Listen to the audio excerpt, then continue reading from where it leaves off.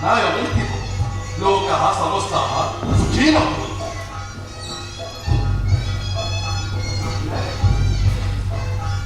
महामंत्री मणिमा महाप्रभु नवचमन दर्शन आसी श्रीक्षेत्र में रही अनेक राजधानी कटक सर्वकुशल गजपति राज्य युद्धर पर्वटा अप्रकृत ना आ गंगा गोदावरी शांति सर्वत्र विराज सर्वत्र गजपति जयगान कटक गजपति अनुपस्थित दरबार अवश्य स्थगित मात्र प्रधान पारिषद गोपीनाथ महापात्रे दायित्व को सुचारू रूपे प्रतिदिन गुरुत्वपूर्ण खबर बड़ सभा गुप्तचर आमको प्रदान कर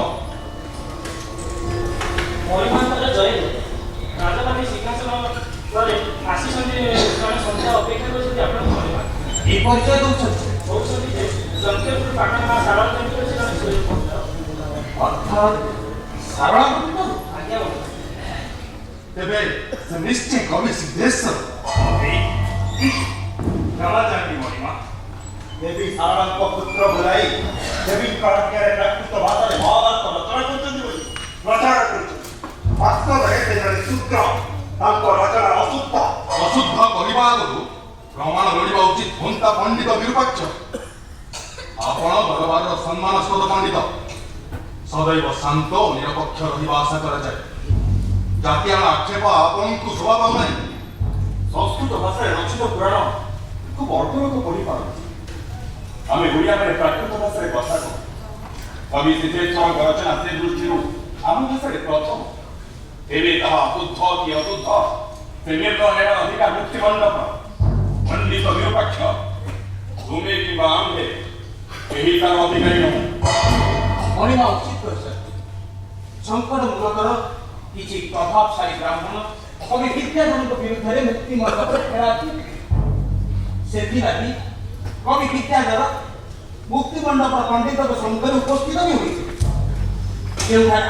उपस्थित सिद्धेश्वर भारत पचिश मुक्ति मंडप मात्र मुक्ति मंडप रचित भारत कथा स्वीकृति देवा नास्ती करते मणिमा मात्र से भिन्न कथा मु स्वयं सेठारे शेष जाके उपस्थित थी महाराज प्रथम नास्तिवाणी शुणीदेला मात्रे पंडित विरूपाक्ष छी छी कर मुक्ति मंडप स्थल परित्याग कर चली जाइए मुक्ति मंडप चूड़ांत निर्णय थिला सपक्षरे यदि खंडा गोचर होइछि सिद्धेश्वर जड़े प्रचंड प्रतिभाधारी कवि मात्र नुह से जड़े राजनीति गृहनीति विशारद एवं दार्शनिक जहाँ भारत रचना सुस्पष्ट रखी अतिथि को तत्समय उपस्थित कर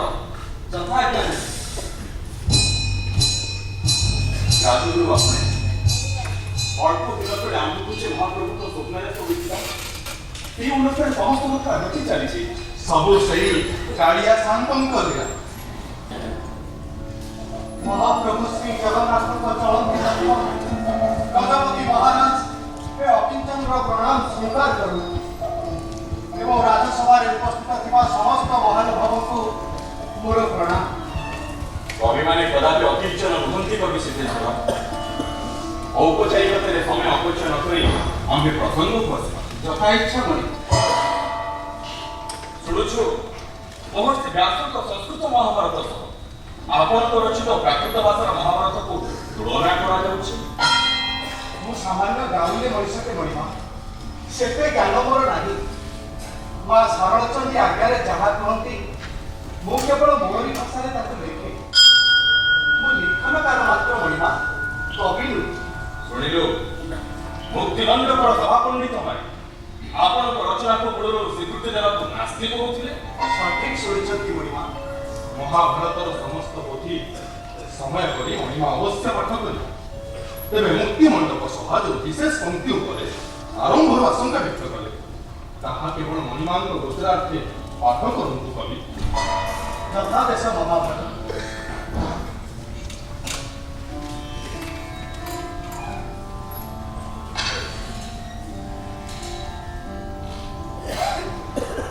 मणिमा उज्जव पर्व कनिष्ठ सहदेव ज्येष्ठ भक्ता युधिष्ठिर को କୌରବ ପକ୍ଷର ହସ୍ତି ବାହିନୀ ସମ୍ବନ୍ଧରେ ଅବଗତ କରାଉଛି। ଶୁଣିବା ହୁଅନ୍ତୁ ମଣିମା। ମାଳବ ଦେଶର ରାଜା ନାମକୃତ ବର୍ମା, ତାର ଏକ ହସ୍ତି ନାମ ଅଟେ ଅଶ୍ୱସ୍ତମା। ହସ୍ତି ତାର 12 ଗୁଣ, ଆବର ଘଣ୍ଟ 12 ଗୁଣ। ଏହା ଶୁଣି କବି ସିଦ୍ଧେଶ୍ୱର, ଆପଣଙ୍କ ରଚନାରେ ହସ୍ତି 12 ଜଣ, ତାର ଘଣ୍ଟ 12 ଜଣ। ହସ୍ତିର ଆକାର ଘଣ୍ଟର ଆକାର କ'ଣ ସମାନ? ଏହା କିପରି ସମ୍ଭବ? ସମାନ ଏହି ପ୍ରଶ୍ନ ଜ୍ୟେଷ୍ଠ ଯୁଧିଷ୍ଠିର କରିଥିଲେ କନିଷ୍ଠ ସହଦେବଙ୍କୁ ମଣିମା। ସମାନ ଏହି ପ୍ରଶ୍ନ ମତେ ବି କରିଥିଲେ ମୁକ୍ତି ମଣ୍ଡପର ପଣ୍ଡିତ ଗୋସେଇମାନେ। ମୁଁ ତ ଆଦରୁ କହିଛି ମଣିମା, ଏପଦ ରକମେ ମୁଁ ନକରେ ପ୍ରତିଜ୍ଞା, ଲେଖେ ସାରଳା ମତେ ଦିଅନ୍ତି ଯାହା ଆଜ୍ଞା। ପଣ୍ଡିତ ବିରୂପାକ୍ଷ, ହସ୍ତି 12 ଜଣ, ତାର ଘଣ୍ଟ 12 ଜଣ। ପଦର ଅର୍ଥ ଆପଣ କରନ୍ତୁ। ଏହା ଏକ ଅବାସ୍ତବ ଏବଂ ନିରର୍ଥକ ବର୍ଣ୍ଣନାର ଆପଣ ନିରର୍ଥକ ନୁହେଁ ବିରୂପାକ୍ଷ, ଆପଣ ତ ଆରମ୍ଭରୁ ଛାଡ଼ନ୍ତୁ। ପରବର୍ତ୍ତୀ ପଦ ପଢ଼ି ମଣିମାଙ୍କ ସଂଶୟ ଦୂର କରନ୍ତୁ କବି। ହସ୍ତି 12 ଗୁଣ, ତାର ଘଣ୍ଟ 12 ଗୁଣ। ଏହା ଦେଖି ଯୁଧିଷ୍ଠି ଦେବ ଆଶ୍ରିତ ହୋଇଲେ। ମନ୍ତ୍ରୀ ସହ ଦେବର ମୁଖକୁ ଚାହିଁଲେ କରାଟି, ବୋଇଲେ କହିଲୁ କେଡ଼େ ମିଥ୍ୟା କଥା ଗୋଟି। ସୁବର ଭୂଇଁରେ ତେବେ ରହିବ ଏ ହାତୀ, ଆବର ସରିନି ପଦାତି ରହିବେ କେଉଁ ଗତି। ହସ୍ତି 12 ଗୁଣ, ତାର ଘଣ୍ଟେ 12 ଗୁଣ। একথা তো মোর মতে লগাইনি অঘটন। যুধিষ্ঠি বচন শুনি কহে মন্ত্রী বর, হাতীর কথাকু দেব মিছ জ্ঞান কর। এক মন হই শুনিবা হুয়ন্তু দেব রায়, মানবরে দেব গুণ 7 গুণ হয়। দেব তাকু ব্রহ্ম গুণ অটই পুরি সাথে, দেখু মনে হেত দেব হই লাগ কেতে। নর গুণরে ঘণ্টতে অছি হাতীর গলা, দেবতা গুণরে হাতী সে যে হইলা। মণিমা, নর লোকরে বরসে দেবন্তে, দেব লোকরে দিনে সেবন্তে বি গুণ। এখানে অশ্বস্তমা হাতীর মাপকু দেব গুণরে ও তার গলার ঘণ্টকু নর গুণরে দর্শা যাইছি। মণিমা, ସାଧୁ ସାଧୁ ଆମ୍ଭ ସନ୍ଦେହ ମୋଚନ ହେଲା। ସାଧୁ ସାଧୁ କବିବର, ଆମ୍ଭକୁ ବି ଏହି ବର୍ଗରେ ସ୍ୱପ୍ନରେ ମିଥ୍ୟା। ମାତ୍ର ଆମ୍ଭେ ରାଜା, ପ୍ରଭୁ ଶ୍ରୀରାମ ଆମର ଆଦର୍ଶ। ରାଜାର ଧର୍ମ ଲୋକମତ ଦେଶ ମତ ଅପେକ୍ଷା କରିବ। ଆଉ ସେଇ ଧର୍ମ ରକ୍ଷା କରି ସ୍ୱପ୍ନ ଦେଶ ସତ୍ୟ ମଧ୍ୟ ଆମ୍ଭେ ମୁକ୍ତି ମଣ୍ଡପ ନିର୍ଣ୍ଣୟକୁ ଅପେକ୍ଷା କରିଛୁ। କବି ସିଦ୍ଧେଶ୍ୱର ଯଥାର୍ଥରେ ପ୍ରାକୃତ ଓଡ଼ିଆ ଭାଷାର ପ୍ରଥମ ମହାକାବ୍ୟର ରଚୟିତା। ଆଉ ଦୁଇଟି କାବ୍ୟର ରଚୟିତା ବି କବି ସିଦ୍ଧେଶ୍ୱର। କବିଙ୍କ ଭାଷାରେ ପ୍ରଥମେ ଶ୍ରୀ ରାମାୟଣ, ଦ୍ୱିତୀୟ ଭାରତ, ତୃତୀୟ ଲିଖନ ମୁଁ କଲି ଶ୍ରୀ ଭାଗବତ। ମହାରାଜ, କାବ୍ୟତକ ମୁଁ ପାଠ କରିଛି। ସିଦ୍ଧେଶ୍ୱରଙ୍କ ବିଚିତ୍ର ରାମାୟଣ ବାଲ୍ମୀକିଙ୍କର ସଂସ୍କୃତ ରାମାୟଣର ଅନୁବାଦ ମାତ୍ର ନୁହେଁ, କି ଚଣ୍ଡୀ ପୁରାଣ ସଂସ୍କୃତ ଭାଷାରେ ମାର୍କଣ୍ଡେୟ ଚଣ୍ଡୀର ଅନୁବାଦ ନୁହେଁ, ଅନେକ ଭିନ୍ନ ଆଉ ନିଜସ୍ୱ। ଏ ମହାଭାରତ ବାଗ୍ଦେବୀ ରୂପିଣୀ ମା ଶାରଳା ଚଣ୍ଡୀଙ୍କ ଆଜ୍ଞା ବିନା ଏସବୁ କାବ୍ୟର ରଚନା ସମ୍ଭବ ନଥିଲା। ମୋ ନିମିତ୍ତ ମାତ୍ର। ଏହା ତ ଆପଣଙ୍କର ମହାନତା କବି। ଯଥାର୍ଥରେ କବି ଭୀଷ୍ମ ପର୍ବରେ ଲେଖିଛନ୍ତି, ନ ପାଇଲି ପଦମନ୍ତ୍ର ନ ଗଲି ମୁଁ ତୀର୍ଥ, ନ ବସିଲି ଯାଗ ଯଜ୍ଞେ ନ ଭାବିଲି ମନ୍ତ୍ର, ନ ପଢ଼ିଲି ଅକ୍ଷର ମୁଁ ନ ଜାଣଇ କିଛି, ଆନ ଅଭ୍ୟାସେ ମୋତେ ପ୍ରସନ୍ନ ହିଙ୍ଗୁଳାଖି। ସାଧୁ ସାଧୁ ବିକ୍ରୟ କରିଛି। ସଂସ୍କୃତର ଗଭୀରତାରୁ ମୁକ୍ତରେ ସିଦ୍ଧେଶ୍ୱରଙ୍କ ସମସ୍ତ ରଚନା ସ୍ୱତନ୍ତ୍ର, ଗୋଟିଏ ଗୋଟିଏ ଅଲବଦ୍ୟ କୃତି। ମହାରାଜାଙ୍କ ଗୁଜରାଟରେ ଅବଶ୍ୟ କହି କୁହନ୍ତୁ ଗୁରୁଦେବ, ଶୁଣିବା ଲାଗି ଉଠିବ। ବ୍ୟାସଙ୍କ ସଂସ୍କୃତ ମୂଳ ମହାଭାରତର ନାମ ଥିଲା ଜୟ। କବିବର ବ୍ୟାସଦେବ ଜୟ କାବ୍ୟରେ ଲେଖିଥିଲେ ମାତ୍ର 24,000 ଶ୍ଲୋକ। ଭିନ୍ନ ଭିନ୍ନ ସମୟରେ ଭିନ୍ନ ଭିନ୍ନ କବିଙ୍କ ଦ୍ୱାରା ସଂଯୋଜିତ ହୋଇ ଶ୍ଲୋକ ସଂଖ୍ୟା ହେଲା 1,00,000।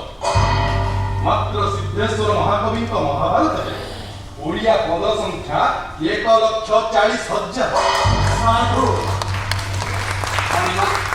ଆମେ ନିଶ୍ଚୟ ସ୍ୱୀକାର କରିବା, ସଂସ୍କୃତ ମହାଭାରତର କଙ୍କାଳ ଉପରେ ନୂଆ ରକ୍ତ ମାଂସ ଅସ୍ଥି ମଜ୍ଜାରୋପଣ କରି ଆମ ଓଡ଼ିଆ ଜାତିର କବି ଏ ମହାକାବ୍ୟରେ ସମୃଦ୍ଧ ଓଡ଼ିଆ ଭାଷାର ସ୍ୱାତନ୍ତ୍ର୍ୟକୁ ଦର୍ଶାଇଛନ୍ତି।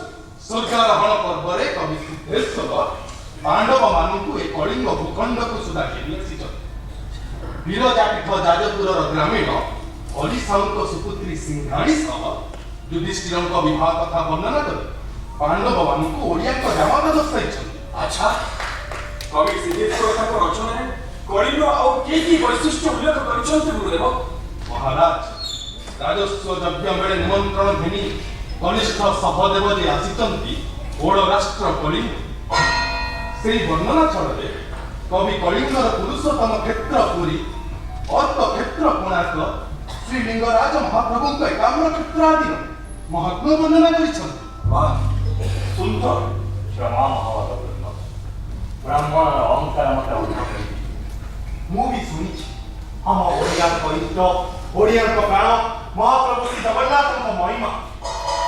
ଭଗବାନ ଶ୍ରୀକୃଷ୍ଣଙ୍କ ସହ ଶ୍ରୀ ଜଗନ୍ନାଥଙ୍କ ସମ୍ପର୍କରେ ସବିଶେଷ ବର୍ଣ୍ଣନା କରିଛନ୍ତି କବି ସିଦ୍ଧେଶ୍ୱର ତାଙ୍କ ଭାରତ କଥା।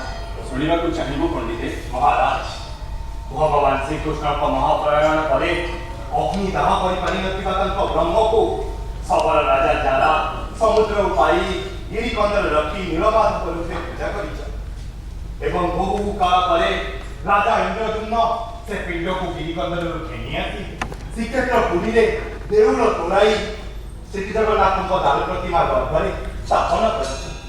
ଆଉ କବି ତାଙ୍କ ଭାରତ କଥାରେ ଲେଖିଛନ୍ତି, ନା ମୁଁ କାହିଁକି ବରଂ ସ୍ୱୟଂ କବି କୁହନ୍ତି। ଶ୍ଵେତ ପୀତ ନୀଳବର୍ଣ୍ଣ ଧରିତ୍ରୀ ମୂର୍ତ୍ତି, ବଡ଼ ଦେଉଳ ମଧ୍ୟରେ କଲେକ ବସତି। କଳି ଯୁଗେ ଅନେକ ଜନତେ କରିବେ ସେବା, ରଙ୍ଗ କୌତୁକେ ବିଜେ ରାମକୃଷ୍ଣ ଭଗବାନ। ଜୟ ଜୟ ଜଗନ୍ନାଥ ଜଗତ ହିତକାରୀ, ଜୟ ଜୟ ଜଗନ୍ନାଥ ଶରଣ ଜନ ଉଦ୍ଧାରୀ। ସହରରେ ଭଗବାନ ଶ୍ରୀକୃଷ୍ଣ ବଳରାମ ସୁଭଦ୍ରା, କହିଲେ ମହାପ୍ରଭୁ ଜଗନ୍ନାଥ ବଳଭଦ୍ର ସୁଭଦ୍ରା। କବି ସିଦ୍ଧେଶ୍ୱର ଆମ ଓଡ଼ିଆ ଜାତିର ଜାତୀୟ କବି। ପଚାରି ପାରିବି କବି, ଭଗବତ ଗୀତାର ଜଟିଳ ତତ୍ତ୍ୱକୁ ଆପଣ ଆମ ସରଳ ଓଡ଼ିଆ ଭାଷାରେ କିଭଳି ବର୍ଣ୍ଣନା କରିଛନ୍ତି? ଗୋଟାଏ ଉଦାହରଣ ପଢ଼ି ଶୁଣାନ୍ତୁ। ଏଇ ଧରନ୍ତୁ ଯେମିତି ନୈନଂ ଚିନ୍ତନ୍ତି ଶସ୍ତ୍ରାଣୀ। ଯଥାଦେଶ ମହାଭାଗ, ମା ଶାରଳାଙ୍କ କୃପାରୁ ମୁଁ ଲେଖିଲି, ଚିରା ଲୁଗା ଛାଡ଼ି ନୂଆ ପିନ୍ଧିଲା ପରାଏ, ଆତ୍ମା ଯାଇ ପରିପୁରି ନୂଆ ଦେହ ପାଏ। ଆତ୍ମା ଟୁଟି ଶସ୍ତ୍ର କେଭେ ନପାରଇ କାଟି, ଅଗ୍ନି ପୋଡ଼ି ନପାରନ୍ତି ଆତ୍ମାକୁ କିରିଟି। ସଢାଇ ନପାରେ ମଧ୍ୟ ତାହା ଟୁଟି ଜଳ, ଶୁଖାଇ ନପାରେ ତାରେ ଅଣୁଏ ଅନଳ। ଇତି ଶ୍ରୀ ମହାଭାରତ ଏ ମହାପୁରାଣ, ସଂସାର ଜନହିତେ ମୁଁ କରିଲି ବଖାଣ। ଅପୂର୍ବ ଅପୂର୍ବ।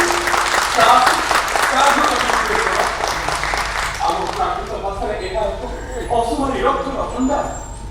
କି ରାଜା, କି ପ୍ରଜା, କି ଧୁଇ, କି ସନ୍ନ୍ୟାସୀ, କି ଶିକ୍ଷିତ, କି ଅଶିକ୍ଷିତ, ସମସ୍ତେ ଏହାକୁ ପାଠ କରି ଆଲୋକ ପ୍ରାପ୍ତ ହେବେ। ଆମ ସମାଜର ନିତ୍ୟ ଜୀବନ ଶୈଳୀ, ନିତ୍ୟ ଚଳଣି, ଜୀବନ ବିନାଶ ପାଇଁ ଦିନେ ଝାଟୁଛି ଗିରା ପଡ଼ି। ଅତଃ ଆମେ ଘୋଷଣା କରୁ କି କବି ସିଦ୍ଧେଶ୍ୱର କେବଳ କବି ନୁହନ୍ତି, ସେ ବାସ୍ତବରେ ମହାକବି, ଓଡ଼ିଆଙ୍କ ଗର୍ବ ଗୌରବ।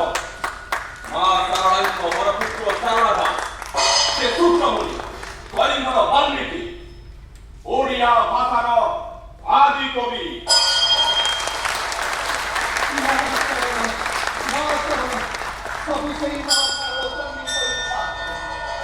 ମହାମନ୍ତ୍ରୀ ଅଣ୍ଡା ପଡ଼ିଆରେ ଶକ୍ତିଶାଳୀ ଜଗଙ୍କୁ, ମୁକ୍ତିମଣ୍ଡପ ସଭା ପଣ୍ଡିତଙ୍କୁ ଆମର ଇଚ୍ଛା କରା।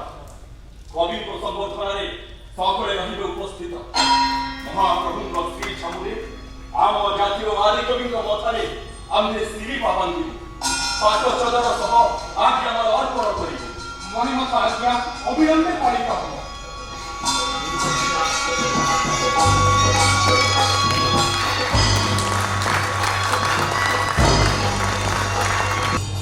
জয় মহাকবি ଶାରଳା ଶଙ୍କର, জয় ରୁଦ୍ରମুনি ଶାରଳା ଶଙ୍କର।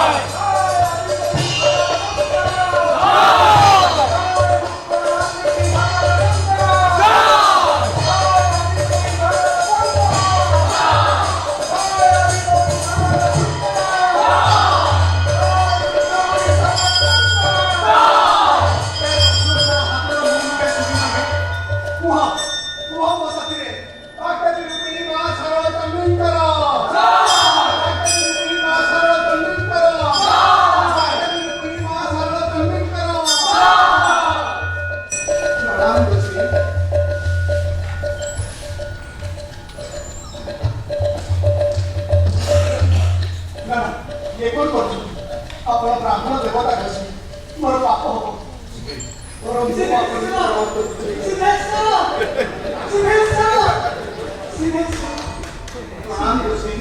ଦୀର୍ଘଜୀବୀ ହଉ ତୁମେ ଯଥାର୍ଥରେ ମା ଶାରଳାଙ୍କ ପୁତ୍ର ଶାରଳା ଦାସ हे महाकवि आम्हे विद्यापति आम्ह ब्राह्मण समाज तरफରୁ आम्हे ତୁମକୁ आदि कवि ଶାରଳା ଦାସ ଭାବରେ ଗ୍ରହଣ କଲୁ ସବୁ ସେଇ ମାଙ୍କ ଇଚ୍ଛା ବସେଇ ମୋ ସାଙ୍ଗରେ କାବ୍ୟ ବିରୂପିଣୀ ମା ଶାରଳା ଚଣ୍ଡୀଙ୍କର ଶାରଳା ଚଣ୍ଡୀଙ୍କର